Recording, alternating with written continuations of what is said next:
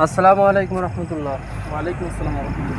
হুজুর সাহেব কেমন আছেন? জি আলহামদুলিল্লাহ ভালো আছি। আপনি কেমন আছেন? আলহামদুলিল্লাহ আমিও ভালো আছি। তা আমরা ইসলামিক কুইজ খেলতেছি।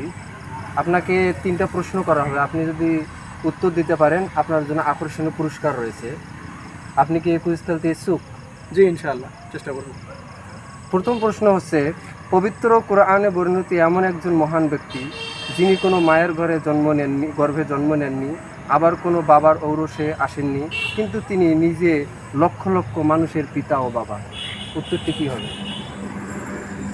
একটু সময় কমা যাবে? আপনার সময়ের 10 সেকেন্ড। এক। হযরত আদম আলাইহিস সালাম।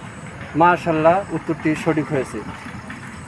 দ্বিতীয় প্রশ্ন, পবিত্র কোরআনে বর্ণিত এমন এক অলৌকিক জীব বা প্রাণী যার জন্ম হয়েছিল কোনো মায়ের গর্ভে থেকে নয়, বরং এটি শক্ত পাথর থেকে।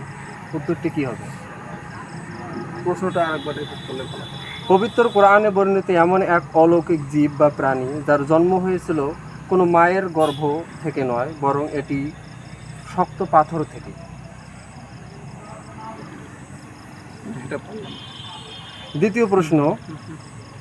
তৃতীয় প্রশ্ন,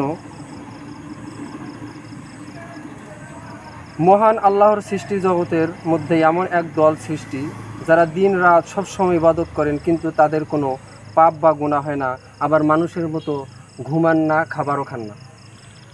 গাছপালা, বৃক্ষ, ফেরেশতা বা গাছপালাও হতে পারে। মাশাআল্লাহ, উত্তরটি সঠিক হয়েছে। সম্মানিত দর্শক, দ্বিতীয় নম্বর উত্তরটি কী হবে আপনারা কমেন্ট বক্সে জানাবেন।